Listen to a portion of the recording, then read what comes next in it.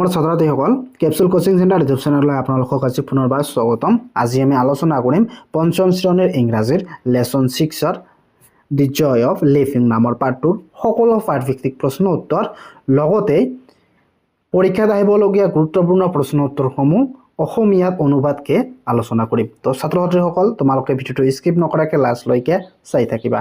তো এক্টিভিটিছৰ 1 নম্বৰত কি কৈছে comprehensions give brief answer to the following questions. তো এই কোশ্চেন বিলাকৰ চমুকে উত্তৰ দিব কৈছে। তো 1 নম্বৰ কোশ্চনত কি কৈছে for which team did Tarun play. তাৰ মানে কি কৈছে তৰুণ কোনটো দলৰ বাবে খেলিছিল বা কোনটো দলৰ খেলিছিল। তো তোমালোকে উত্তৰত লিখিবা তৰুণ played for team A। তৰুণে A দলৰ হৈ খেলিছিল। তাৰ পিছত 2 নম্বৰ কোশ্চনত কি কৈছে how did team B behave with Tarun at the beginning। তো ইয়াত কি কৈছে আৰম্ভণিতে তৰুণৰ সৈতে বি দলটোৱে কেনে আচৰণ কৰিছিল। তো ইয়াৰ উত্তৰ তোমালোকে লিখিবা team B's players target him at the beginnings. The team B players were around him and stopped him from kicking the ball by force. তো ইয়াত কি কৈছে টিম বিৰ খেলুৱৈসকলে তেওঁক লক্ষ্য কৰি লৈছিল। আৰম্ভণিতে দল বিৰ খেলুৱৈসকলে তেওঁৰ চাৰিওফালে আছিল আৰু তেওঁক বলত লাঠি অৰ্থাৎ কিক মাৰিবলৈ বাধা দিছিল। তাৰ পিছত 3 নম্বৰ কোশ্চনত কি কৈছে ডিড তৰুণ স্ক'ৰ এ গ'ল ইন দ্য মেচ। তাৰ মানে কি তৰুণে খেলখনত গোল কৰিছিল নে। তো উত্তৰত তোমালোকে লিখিবা নো তৰুণ ডিড নট স্ক'ৰ এ গ'ল ইন দ্য মেচ। নহয় তৰুণে খেলখনত কোনো গোল কৰা নাছিল। তাৰ পিছত 4 নম্বৰ কোশ্চনত কি কৈছে why did not Tarun kick the ball। কি কৈছে ইয়াত তৰুণে বলটো কিয় লাঠি অৰ্থাৎ কিক মাৰিব নোৱাৰিলে। তো উত্তৰত লিখিবা তো উত্তৰত কি লিখিবা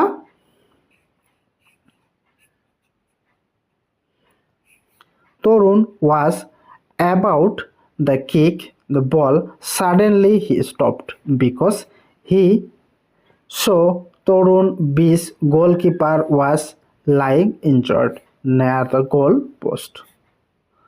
তো কি কৈছে তৰুণে হঠাতে বলটো মাৰিবলৈ ওলাইছিল কিয়নো তেওঁ দেখিছিল যে টিম বিৰ গোলৰক্ষকৰ গোল পোষ্টৰ ওপৰত আঘাতপ্ৰাপ্ত হৈ পৰি আছে। তাৰ পিছত 5 নম্বৰ কোশ্চনত কি কৈছে what did the referee say about Tarun actions। তৰুণৰ কাৰ্যৰ বিষয়ে ৰেফাৰীয়ে কি কৈছিল। তো উত্তৰত লিখিবা তৰুণ's team members were angry when he did not kick the ball but the referee told the boys what Tarun did was quite right the heart touching।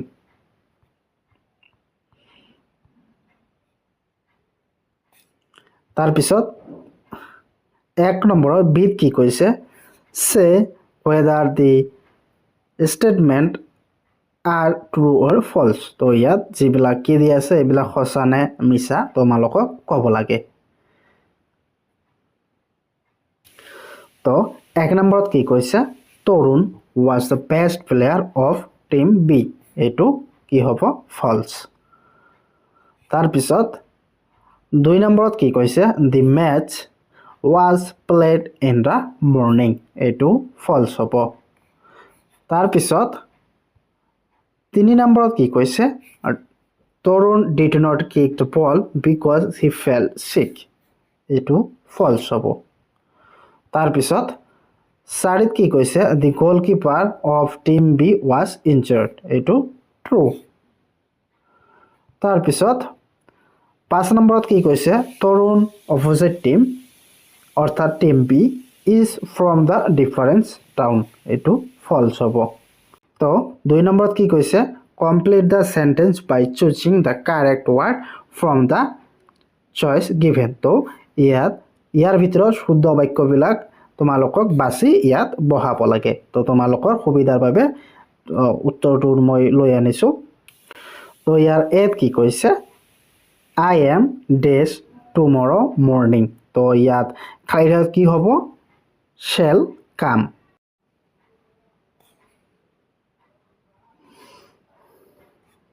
তো বিত কি কৈছে তৰুণ is a good player. He takes at least one goal.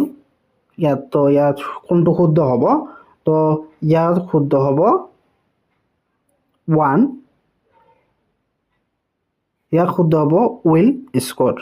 এইটো শুদ্ধ হ'ব তাৰপিছত চিত কি কৈছে we must hurry time dash out. তো উত্তৰত কি হ'ব উত্তৰ তোমালোকে লিখিবা running out. তাৰপিছত ডিত কি কৈছে we dash the match tomorrow. তো ইয়াত অপচন কেইটাৰ ভিতৰত কি হ'ব seen the কি হ'ব will see হ'ব will see the match tomorrow. তাৰপিছত question 8 কি কৈছে তৰুণ dash the goalkeeper lying injured.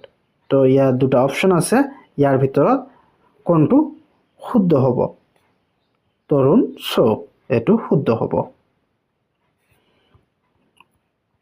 তাৰপিছত 3 নম্বৰত কি কৈছে read the following sentence. তলৰ বাক্যবোৰ পঢ়িব কৈছে তোমালোকক তো ইয়াত এত কি কৈছে it was going to be a sure goal. এটো এটা নিশ্চিত লক্ষ্য কৰিবলগীয়া আছিল তাৰপিছত বিত কি কৈছে I am going to see you tomorrow. তাৰপিছত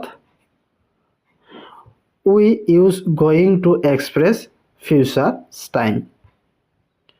We can also rewrite this sentence using shall with to express future time. তো কি কৈছে ইয়াত ফিউচাৰ বুজাবলৈ shall will এইবিলাক ব্যৱহাৰ কৰা হয় তাৰপিছত এত কি কৈছে it will be a sure goal. be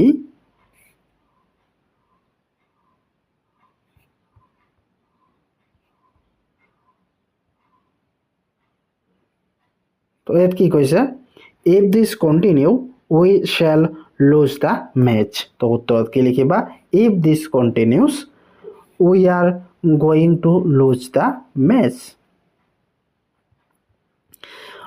বিত কি কৈছে tomorrow match will be most important.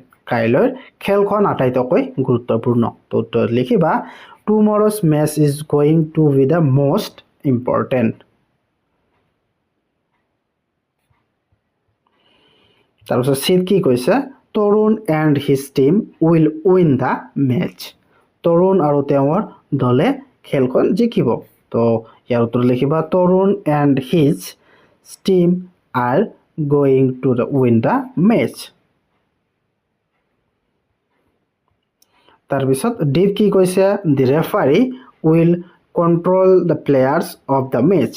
ৰেফাৰীয়ে খেলখনৰ খেলুৱৈক নিয়ন্ত্ৰণ কৰিব. তো ইয়াৰ উত্তৰ দেখিবা the referee is going to control the players of the match. তাৰপিছত 4 নম্বৰত কি কৈছে make a few more sentence using the following as example. তো কি কৈছে তলৰ বাক্যবোৰ উদাহৰণ হিচাপে ব্যৱহাৰ কৰি আৰু কেইটামান বাক্য সজোৱা বাক্য বনাব দিছে. তো তোমালোকে কি কৈছে বাক্য বনাব দিছে এর কি কৈছে take off. He took off his shoes before entering the room. Take off. He take off his shirt. তাৰপিছত be going on. Your exam are going on. Going on. The football match is going on. She ran out. We ran out the money. তাৰপিছত তোমালোকে আৰু এটা বনাব দিছে run out. We should buy some candies. The candy has run out. Act fast. We must act fast to avoid the danger. তোমালোকক এটা বনাব দিছে এনেকৈ বনাবা we must act fast to help the students. তাৰপিছত এইত কি কৈছে touch the heart. Hard word touch the hearts of the audience. তোমালোকে লিখিবা touch the hearts. His performance touch the hearts of the people. তাৰপিছত 6 নম্বৰত কি কৈছে read the statements below the state whether is futures or false, true or false. If it's true, circled of the and it is false, circle F. তোমালোকক কি কৈছে তলৰ উক্তিবৰ পৰা আৰু প্ৰতিটো সঁচা নে মিছা কোৱা যদি সঁচা হয় তেন্তে টিৰ বৃত্তটো আৰু যদি মিছা হয় তেন্তে এফৰ মানে এফটো বৃত্ত কৰিব কৈছে তো তোমালোকে এত কি কৈছে people who use drug spoil healthy তো এইটো টুৰু হ'ব তো তোমালোকে টুৰুটো এনেদৰে সাৰ্কেল অৰ্থাৎ গোলাকাৰ কৰি দিবা তাৰপিছত বিট কি কৈছে drug abuse result in good health এইটো ফলছ তোমালোকে ফলছত এনেদৰে গোলাকাৰ কৰি দিবা তাৰপিছত সিট কি কৈছে ড্ৰাগ এবিউজ ইজ ৰং habit that we must always avoid তো এইটো সঁচা হ'ব এইটো ট্ৰুটো তোমালোকে গোলাকাৰ কৰি দিবা তাৰপিছত ডেট কি কৈছে student who take drug lose interest in their studies তো এইটো কি হ'ব ট্ৰু হ'ব তো ট্ৰুটো তোমালোকে বৃত্ত কৰি দিবা তাৰপিছত 7 নম্বৰত কি কৈছে এনসাৰ দ্য ফলোইং কোৱেশ্চনছ নিম্নলিখিত প্ৰশ্নবোৰৰ উত্তৰ দিয়া তো ইয়াত এত কি কৈছে what is the topic of Dr. Aditi Goswami's speech তো কি কৈছে ডক্টৰ অদিতি গোস্বামীৰ ভাষণৰ বিষয়টো কি আছিল তো উত্তৰ তোমালোকে লিখিবা the topics of Dr. Aditi Goswami's speech is drug abuse এই ড্ৰাগছৰ অপব্যৱহাৰ কৰিবৰ ওপৰত ডক্টৰ অদিতিৰ ভাষণটো আছিল তাৰপিছত কোৱেশ্চন বিত কি কৈছে the name two medicines that can be bought at the drug stores কি কৈছে ঔষধৰ দোকান এখনত কিনিব পৰা দুটা ঔষধৰ নাম কোৱা তো তোমালোকে লিখিবা কফ সিৰাপ আৰু বি পেৰাচিটামল সেট কি কৈছে give the another word of the drug তো এনা ড্ৰাগছৰ আৰু এটা নাম কি বা আৰু এটা শব্দ কি তোমালোকে লিখিবা মেডিসিনস বিট কি কৈছে give the meaning abuse in the expressions drug abuse তো লিখিবা drug abuse means improper use of drugs